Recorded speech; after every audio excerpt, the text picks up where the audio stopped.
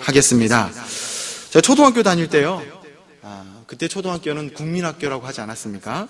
이렇게 국민학교 다닐 때 1년에 운동회를 2번 했던 걸로 기억이 나요. 봄에 1번 하고 가을에 1번 하고 그렇게 했는데요. 아이에게 물어보니까 요즘 초등학교는 운동회를 1번 한다고 그렇게 이야기를 합니다. 운동회가 있으면요 꼭 빠지지 않는 게 있어요. 방송식이 울리네요. 그게 달리기예요. 운동회 하면 달리고 또 달리기 하면 또 운동회 아니겠습니까? 학교에서 이렇게 운동회를 하게 되어지면은요 아마 대부분은 이렇게 좋아하지요. 그런데 저는요 운동회가 있다라고 한다면은요 벌써부터 가슴이 막 두근두근 이렇게 했었어요. 좋아서 두근거렸던 건 아니고 정말 싫어서 떨리는 마음으로 이렇게 두근거렸던 그런 기억이 있습니다. 이렇게 운동회가 별로 좋지 않았습니다. 그 이유는 달리기 때문이에요. 달리기 했다면은요 1등은 1등인데 항상 뒤에서 이렇게 1등, 잘하면 2등 이렇게 했던 기억이 있어요. 그래서 운동회가 싫었습니다. 근데 저만 그런 게 아니라 이제 저희가 4남매였거든요. 4남매 모두 다 달렸다면 항상 이렇게 뒤에서 이렇게 주름을 잡았던 그런 어릴 적 기억이 있습니다. 근데 추가적으로 저희 부모님께서 저 어렸을 때 상점을 했는데 그 상점 이름이 거북이 슈퍼였어요.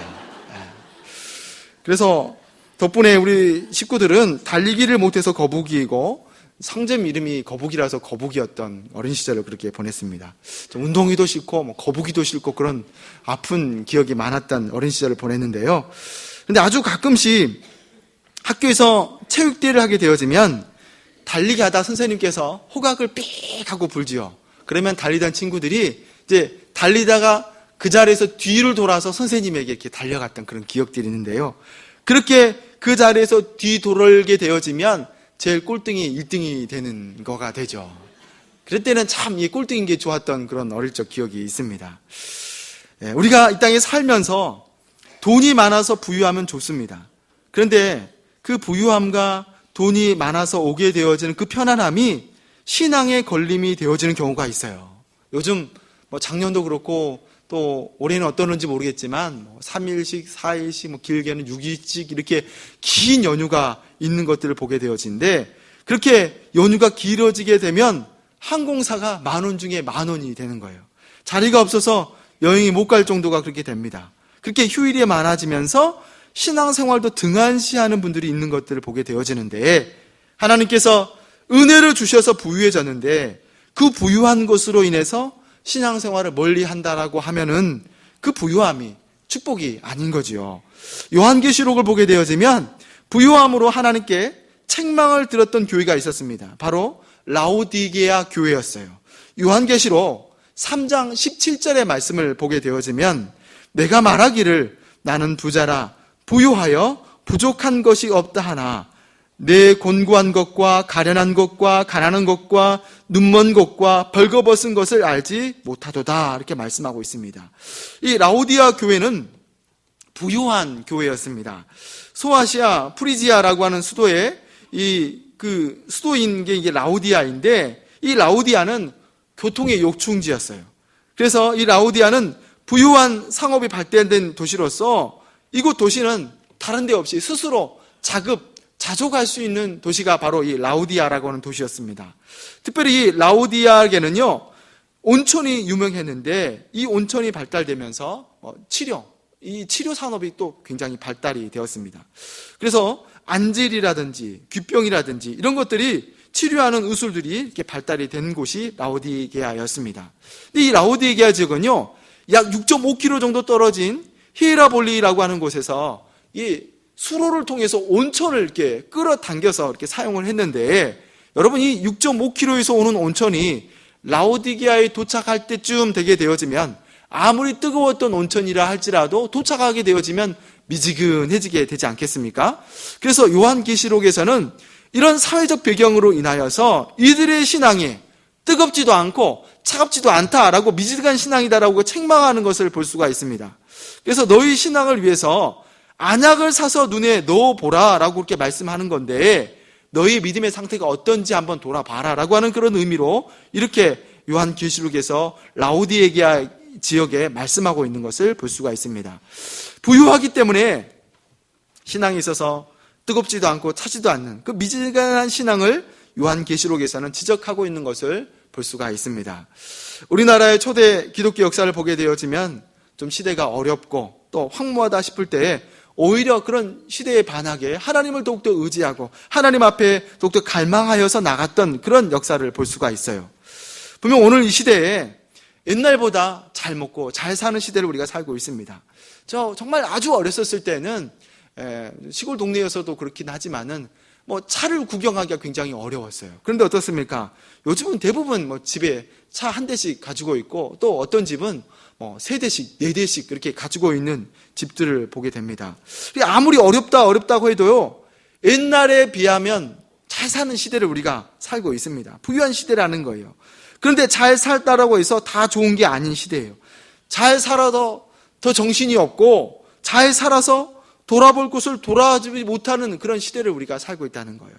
비록 우리가 어렵게 산다라고 해도 또 몸에 바울과 같이 질병이 있다라고 해도 이것이 믿음의 진보가 되어진다라고 한다면 우리는 이것으로서 하나님의 은혜를 고백할 수가 있고 이야기할 수가 있습니다. 소유로 인한 기쁨보다 더 많이 기뻐하고 감사할 수 있는 것이 바로 믿음이라 할 수가 있습니다. 그래요. 오늘날 우리가 가지고 있는 여러 가지 어려움들을 이야기할 수가 있어요. 재정의 어려움으로 인하여서 호소를 할 수도 있겠고요. 자녀들로 인하여서 참 하나님 은혜를 주십시오라고 그렇게 기도가 되어질 수도 있습니다. 또 건강이 어려워서 참 힘들어 하시는 분들을 우리가 찾아볼 수가 있습니다.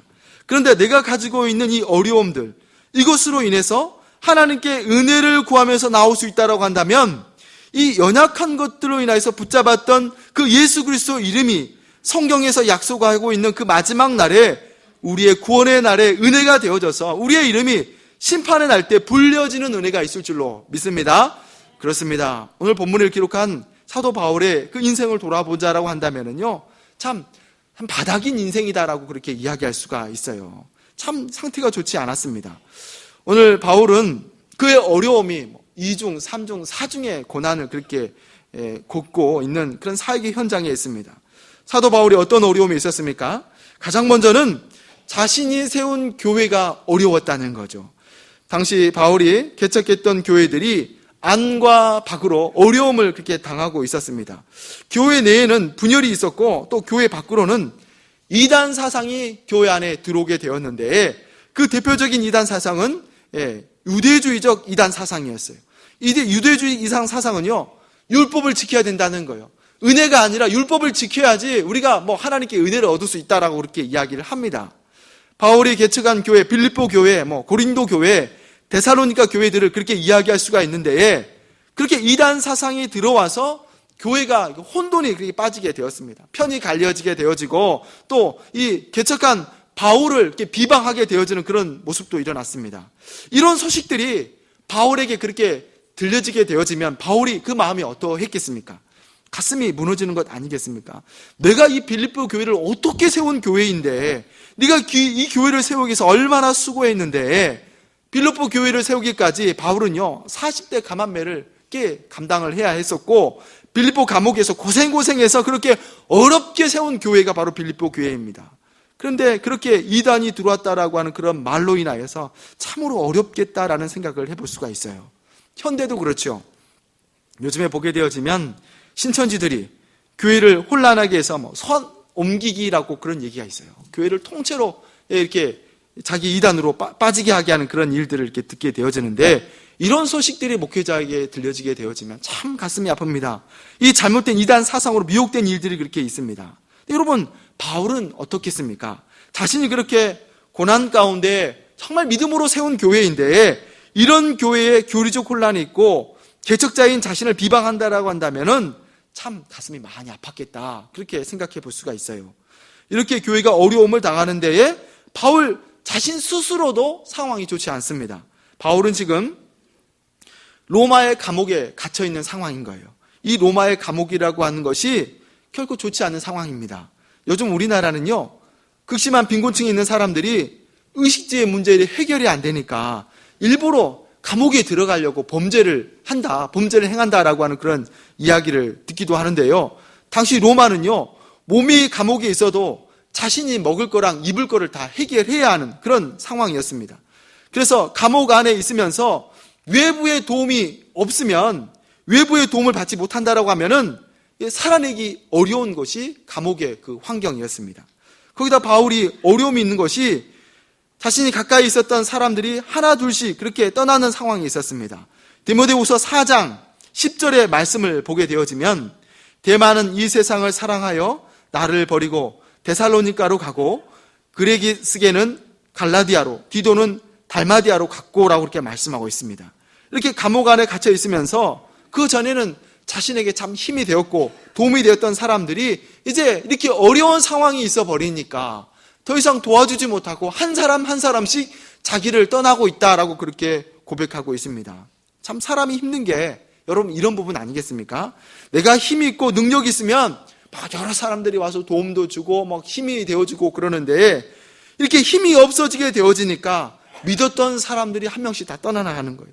자신에게 등을 돌리고 그러면은 참 견디기가 힘듭니다. 바울은 그렇게 삼중고, 거기다가 몸에까지 연약함으로 인하여서 사중고의 어려움에 고통을 받고 있는 상황입니다.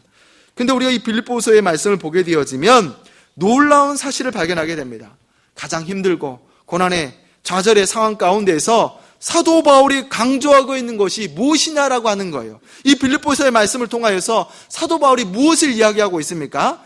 기쁨이다라고 하는 사실인 거예요. 이 빌립보서는 기쁨이라고 하는 단어가 무려 34번이나 그렇게 강조하고 있는 것을 봅니다. 사도 바울은 내적으로 외적으로 전혀 기뻐할 게 없는 그런 상황인 겁니다. 주변을 보고 나를 보고 누구를 봐도 도저히 기뻐할 것이 없는 그런 상황인 것이 사도 바울의 지금 현재 놓여 있는 상황입니다. 그럼에도 불구하고 바울은 기뻐하고 있다라고 하는 사실인 겁니다.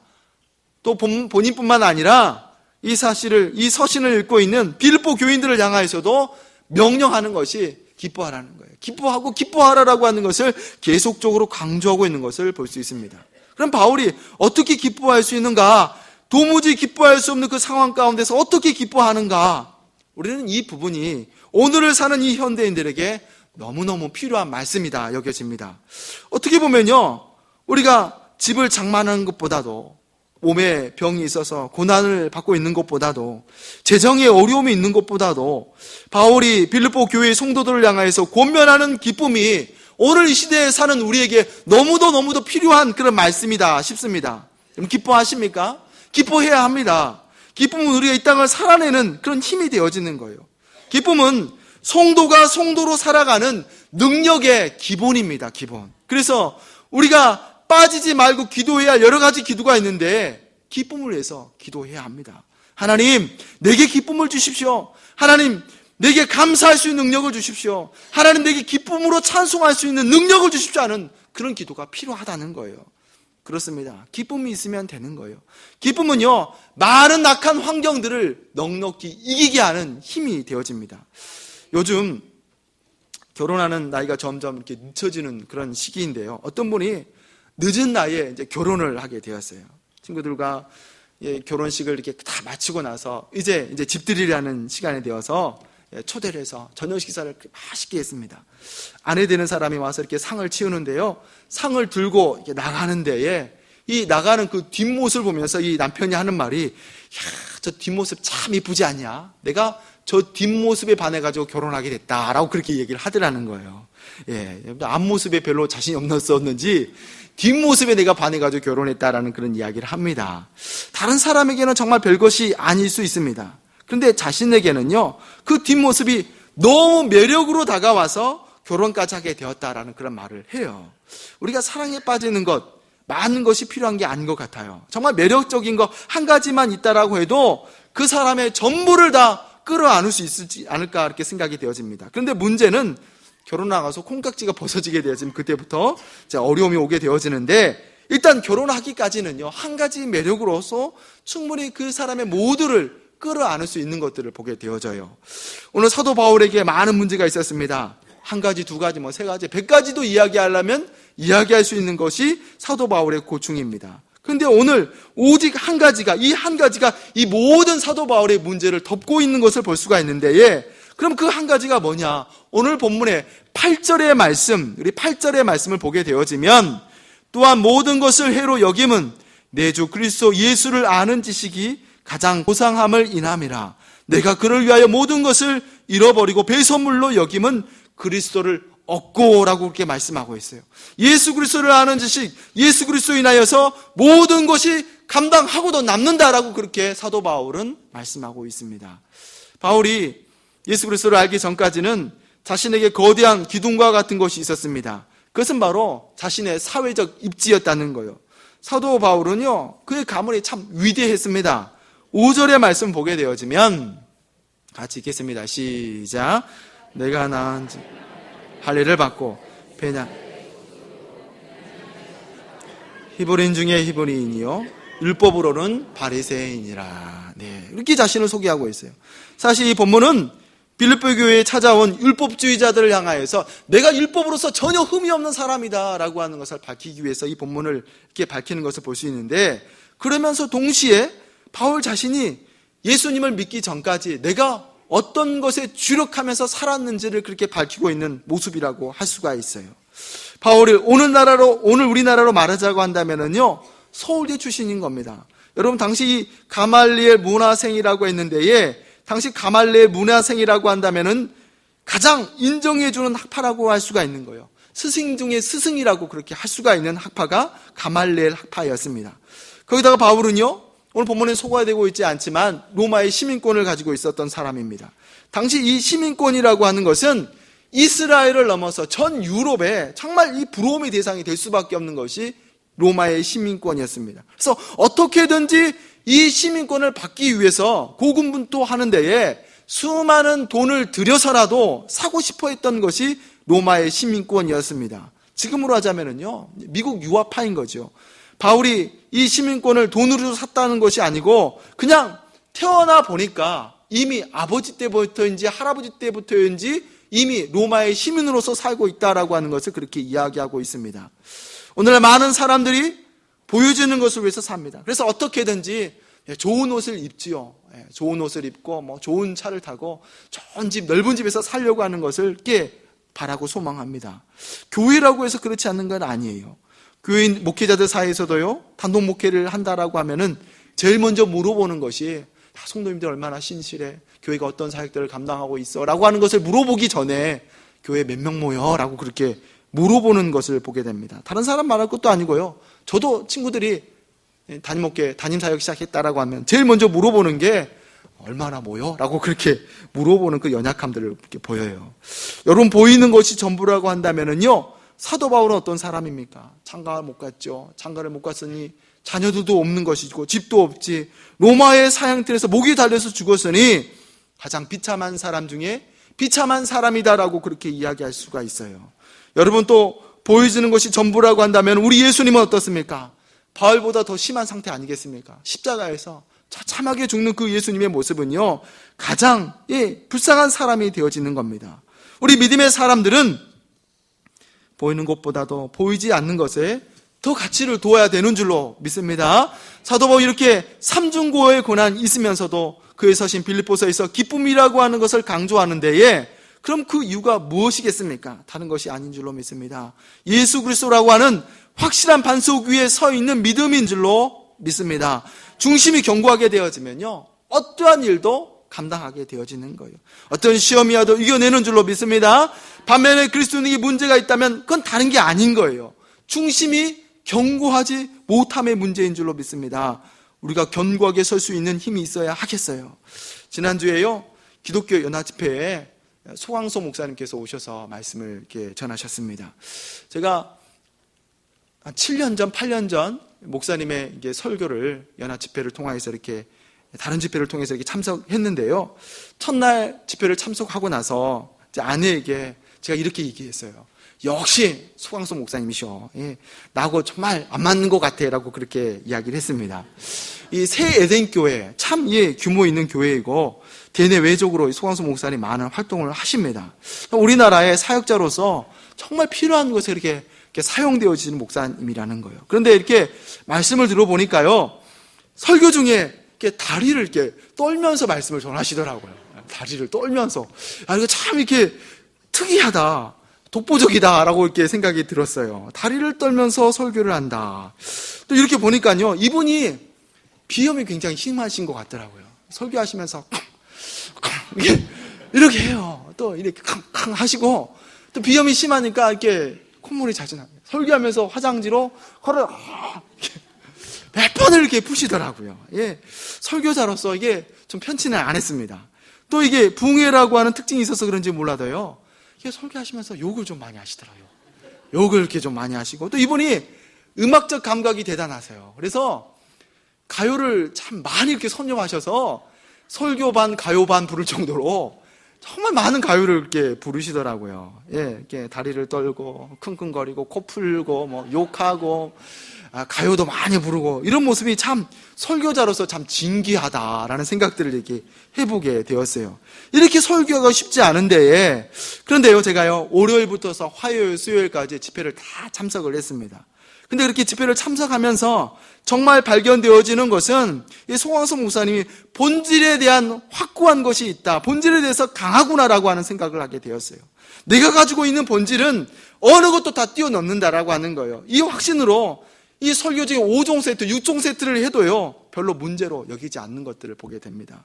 우리 이 땅에 살면서 견고하게 세워져야 될 것이 뭐겠습니까? 다름이 아닌 줄로 믿습니다. 우리의 신앙의 본질이 뭔가를 늘 추구하면서 살아야 되겠습니다. 악한 마귀는요, 우리 그리스도인들에게 본질이 아닌 것을 향하게 한다는 거예요. 그래서 죄를 하마르티아라고 부른다는 겁니다. 하마르티아 뭡니까? 관역에서 벗어나다는 거예요. 본질이 아닌 것에 집중하지 않는 것이 죄라라고 그렇게 말씀하고 있습니다.